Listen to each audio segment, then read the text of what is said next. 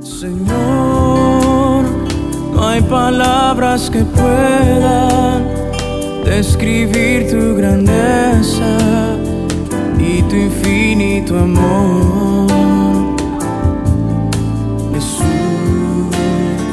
sé mi luz y mi guía, y sé el aire que respiro. Muy buenos días, amados hermanos y hermanas en Cristo Jesús. Los saludo cordialmente para compartirles el devocional correspondiente al día miércoles 16 de octubre, que se encuentra en el libro de Oseas, capítulo 13, desde el verso 1 al 16. Y el título del tema es El final del pueblo soberbio de Efraín.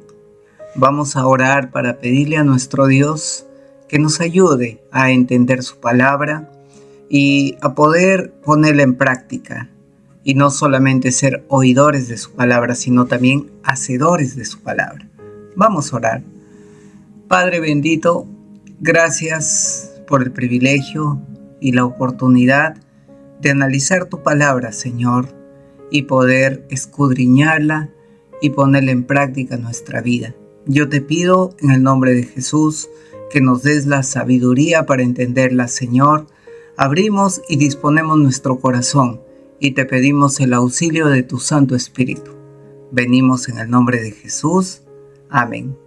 Amén, amados hermanos. Me ha tocado un tema bastante fuerte, que es básicamente la conclusión del libro de Oseas. Si bien es cierto, el libro de Oseas tiene 14 capítulos, pero en el capítulo 13 específicamente se habla respecto a la ejecución del castigo o de la ira divina de Dios. Amén.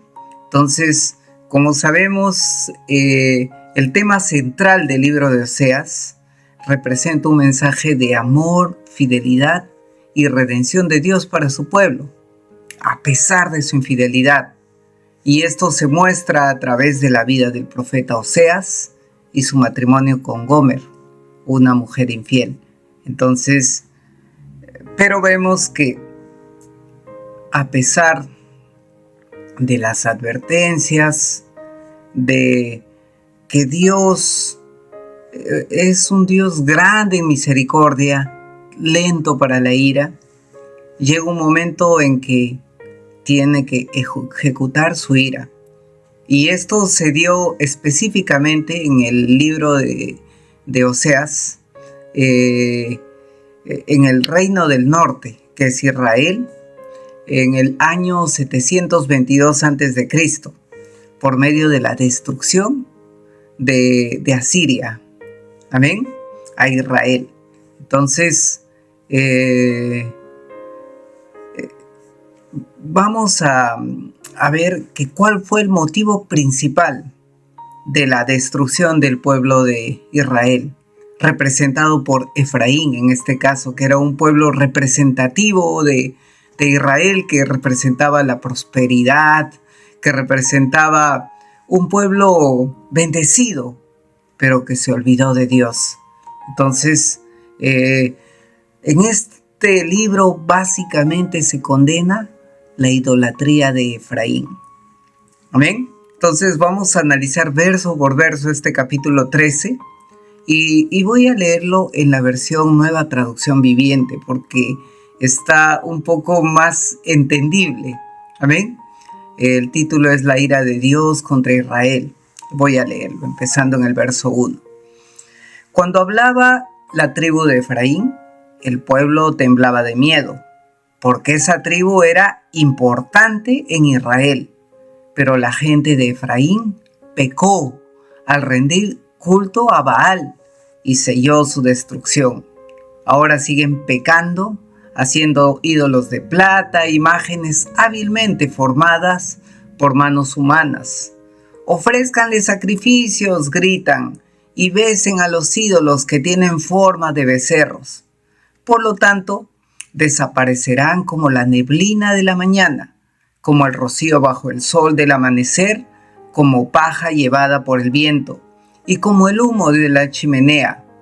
He sido el Señor tu Dios desde que te saqué de Egipto. No debes de reconocer a ningún otro Dios aparte de mí, porque no hay otro Salvador. Yo te cuidé en el desierto, en esa tierra árida y sedienta. Pero una vez que comiste y que quedaste satisfecho, te volviste orgulloso y te olvidaste de mí. Entonces ahora yo te atacaré como un león, como un leopardo que acecha en el camino, como una osa a quien le robaron sus cachorros, arrancaré tu corazón. Te devoraré como una leona hambrienta y te destrozaré como un animal salvaje. Estás a punto de ser destruido, oh Israel. Sí, por mí, el único que te ayuda. Ahora, ¿dónde está tu rey? Que él te salve. ¿Dónde están los líderes de la tierra? ¿El rey y los funcionarios que me exigiste? En mi enojo te di reyes, y en mi furia te los quité. La culpa de Efraín ha sido reunida por su pecado, almacenada para el castigo. El sufrimiento ha llegado al pueblo como dolores de parto, pero son como un bebé que se resiste a nacer. El momento de nacer ha llegado, pero siguen en la matriz. ¿Debo rescatarlos de la tumba? ¿Debo redimirlos de la muerte? Oh muerte, haz salir tus horrores. Tumba, desata tus plagas. Ya no les tendré compasión. Efraín era el más productivo de sus hermanos, pero el viento del oriente, una ráfaga del Señor, se levantará en el desierto, y todos sus manantiales se secarán, y todos sus pozos desaparecerán, y todo lo valioso que poseen será saqueado y se lo llevarán. El pueblo de Samaria debe sufrir las consecuencias de su culpa, porque se rebeló contra su Dios. Un ejército invasor los matará, y sus niños los estrellarán contra el suelo hasta matarlos, y a las embarazadas las abrirán con espadas. ¡Wow! Dice la palabra de Dios, qué dura cosa es caer en manos del Dios viviente. Dice la palabra de Dios que es preferible que nos tiremos a la roca antes que la roca venga contra nosotros y nos destruya. Es preferible aceptar las advertencias de Dios cuando nos habla pacientemente, cuando todavía no desata su ira contra su pueblo. Es preferible.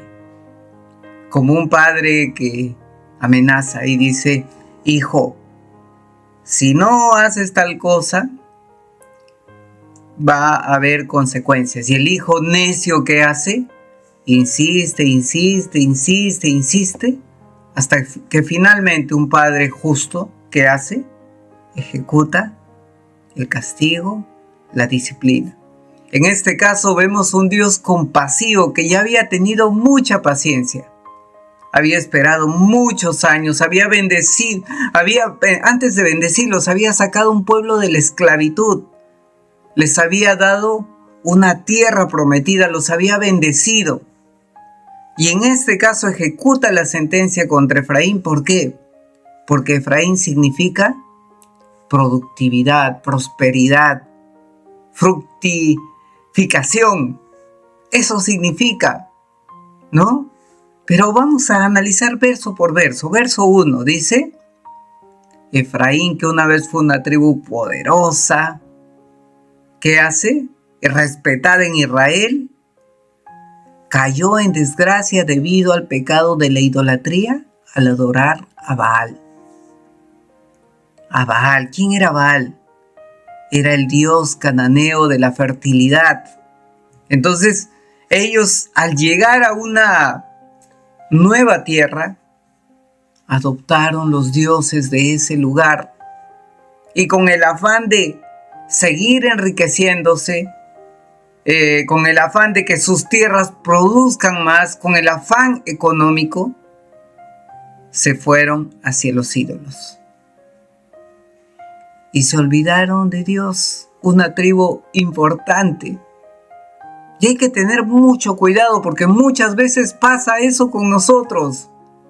Buscamos a Dios, Dios nos bendice y nos olvidamos de Dios. Y tenemos un nuevo Dios, el Dios Mamón, el Dios dinero. Que no sea el Dios dinero tu Dios, que no te haga pecar contra Jehová de los ejércitos. Amén. Verso 2. Y ahora siguen pecando, dice Dios, y de su plata funden estatuas de ídolos, según su entendimiento, todo obra de artífices. De ellos dicen, los hombres que sacrifican besan los becerros. ¡Ay! ¿No? Israel continuaba pecando, fabricándose ídolos con sus propias manos, ignorando las advertencias divinas, volviendo a tropezar con el mismo pecado por el cual Dios los condenó en la época de Aarón, que fabricó un becerro de oro. Entonces, repiten el pecado de la idolatría de los tiempos de Éxodo. Amén. Entonces, amados hermanos, no caigamos en los pecados de idolatría. Muchos dirán, no, yo no voy a adorar becerros. Pero qué bien que adoramos otras formas de idolatría. Nos vamos a las estatuas, a los ídolos muertos, al Dios dinero, al culto del cuerpo, a ciertas formas que ocupan el primer lugar en lugar de Dios. Verso 3. Por tanto serán como la niebla de la mañana, como el rocío de la madrugada que se desvanece, como el tamo que la tempestad arroja de la era y como el humo que sale de la chimenea. Entonces Dios compara, ¿no?, esa prosperidad momentánea con elementos efímeros como la niebla, el rocío, el humo, el tamo, y que son fugaces en gloria. Pero amados hermanos, nosotros debemos de trabajar no por las riquezas que se desvanecen, que se oxidan, que se corroen, que se llenan de moho, sino por las riquezas eternas. Amén. Entonces, verso 4. Mas yo soy Jehová tu Dios desde la tierra de Egipto. No conocerás pues otros dioses fuera de mí, ni otro Salvador, sino a mí. Dios enfatiza que solamente hay un Dios al que debemos de adorar. No adorar a otras imágenes, otras representaciones. Algunos dicen, no, solo estamos venerando. Pero no es cierto, porque vemos que ante las imágenes que hacen, se arrodillan, hacen ritos, hacen procesiones, hacen cosas que no son correctas delante de Dios. Les ponen joyas, ponen su confianza en imágenes. No, Dios es espíritu y quiere que le adoremos en espíritu y en verdad. Amén. Entonces, no nos desviemos, solo hay un camino para llegar al Padre, que es por medio de Jesucristo. No hay otro camino. 5 y 6 dice, yo te cuidé en el desierto, en esta tierra árida y sedienta, pero una vez que comiste y te quedaste satisfecho, ¿qué pasó? Te volviste orgulloso y te olvidaste de mí. Entonces, amados hermanos, Dios cuidó al pueblo de Israel en el desierto. Los sacó, los prosperó. Y cuando tuvieron todo, ¿qué pasó con el pueblo de Israel? Se volvieron arrogantes, se olvidaron de Dios. Y esa prosperidad, ¿dónde los llevó? A la idolatría, al orgullo. Verso 7. Por tanto, seré para ellos como un león, como un leopardo, junto al camino que los aceche. Entonces Dios aquí se compara su ira con la forma de un león, de un leopardo, que son animales feroces, que son depredadores. Eso representa el juicio inminente de Dios sobre Israel, debido a su rebelión, debido a irse a los ídolos. Verso 8.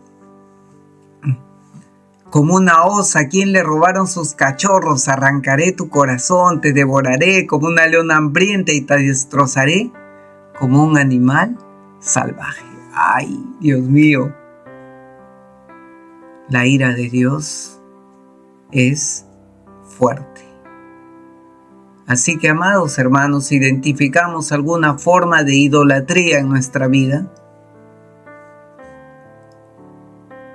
arrepintámonos y volvámonos a una adoración verdadera a Dios, una búsqueda continua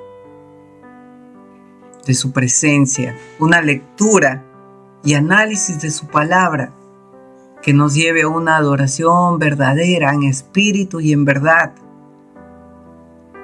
porque caer en el juicio de Dios es algo terrible, como vemos acá. Verso 9. Estás a punto de ser destruido, oh Israel.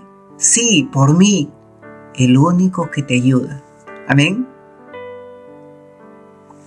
Dios está a punto de ejecutar su juicio. Como vemos específicamente, ¿no? El año 722, por el imperio de Asiria, ¿no? Entonces, como consecuencia del pecado de Israel, de la idolatría.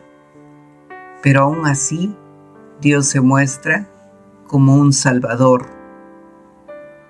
Porque a pesar de que Dios ejecuta su castigo sobre el pueblo de Israel, también siempre da una promesa si el pueblo se arrepiente. Amados hermanos, Dios es fiel a su pacto, pero necesita que nosotros nos volvamos a Él. Verso 10. Ahora, ¿dónde está tu rey? Que Él te salve. ¿Dónde están tus líderes de la tierra? El rey y los funcionarios que me exigiste. ¿Se acuerdan cuando Dios le pedía el pueblo le pedía un rey a Dios? Dios les dio lo que le pidieron. ¿Y qué hicieron esos líderes? Esos reyes se desviaron de los caminos de Dios. Se fueron hacia los ídolos, hacia las hechicerías, hacia las maldades. Maldito el hombre que confía en el hombre. Y Dios dice, ¿me pediste rey? Pues que te salve. No confiemos en personas. Solo podemos poner nuestra confianza en Dios. Verso 11. En mi enojo te di reyes y en mi furia te los quité. Amén. Complementa el verso anterior. Verso 12. La culpa de Efraín ha sido reunida y su pecado almacenado para el castigo. Amén. Todo el pecado que hizo Efraín a través de todo este tiempo fue registrado por Dios. Y Dios esperó pacientemente, mandó advertencias, mandó profetas. Pero Israel no se arrepintió. Entonces, todo ese pecado fue almacenado para el día del juicio. Verso 13. Dolores de mujer de parto vendrán sobre él. Es un hijo no sabio ya que es tiempo, pero Él no sabe al punto de nacer. Amén. Entonces, amados hermanos, vemos acá el juicio inminente, vemos acá la dureza del castigo, de la ira divina, pero en el verso 14 dice: de la mano del Seol los redimiré, los libraré de la muerte. Amén. Entonces, aquí vemos, ¿no?, esa promesa de redención, ya que Dios derrotará la muerte, derrotará al Seol, ¿no? Entonces, Dios siempre da una oportunidad para aquel que se arrepiente. Aquí cortamos, amados hermanos, amén, y simplemente sacamos como conclusiones acerca de lo que hemos leído.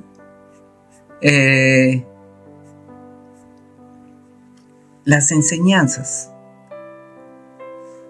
¿Qué llevó a Israel a su destrucción? La idolatría.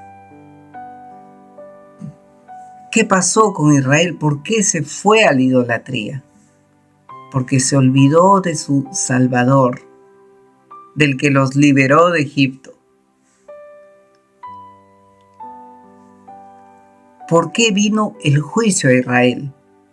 Vino porque Dios, fiel a su pacto, mandó muchas advertencias, pero Israel no quiso oír a Dios. Y finalmente, solo Dios tiene el poder para salvar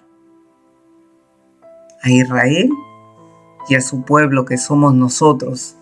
Si nos arrepentimos, siempre está abierta la puerta para que Dios nos redima a través de su Hijo Jesucristo. Vamos a orar para que Dios nos ayude a identificar qué fuentes idolátricas hay en nuestra vida. La principal, como vemos, es el hacer estatuas, imágenes. Ya vemos que el libro de Éxodo dice: no te hagas imágenes de nada en lo que esté en el cielo, en la tierra y debajo de la tierra, ni las adores, ¿no? Pero también hay otros versos que podemos leer bastantes, que están en Isaías 44, Jeremías 10, Isaías 46, Salmo 115, etcétera, etcétera. Y en todas ellas hablan acerca de las imágenes. Amén. Pero también, amados hermanos, hay otras formas de idolatría que debemos de rechazar. Amén. Idolatría al consumismo, al dinero, al materialismo.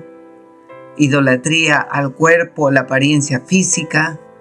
Idolatría al poder, etcétera, etcétera. Identifiquemos qué causas de idolatría hay en nuestra vida y arrepintámonos. Amén. Vamos a orar. Padre bendito, gracias por tu palabra, porque así como a Israel, tú también nos mandas advertencia a nosotros. Danos la sabiduría, Señor, para identificar qué idolatría hay en nuestra vida, Señor, y nos podamos arrepentir, Señor. Queremos, Padre Santo, ser hijos tuyos, que obedezcan tu palabra, Señor, y que no cometan los mismos errores que cometieron en el pueblo de Israel en esa época, por la cual tú los disciplinaste, los castigaste, Señor. Queremos adorarte en espíritu y en verdad, Señor, sin ningún obstáculo en nuestro corazón, Señor.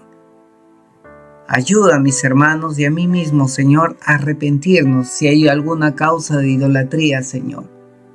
Te lo suplico en el nombre de Jesús. Amén.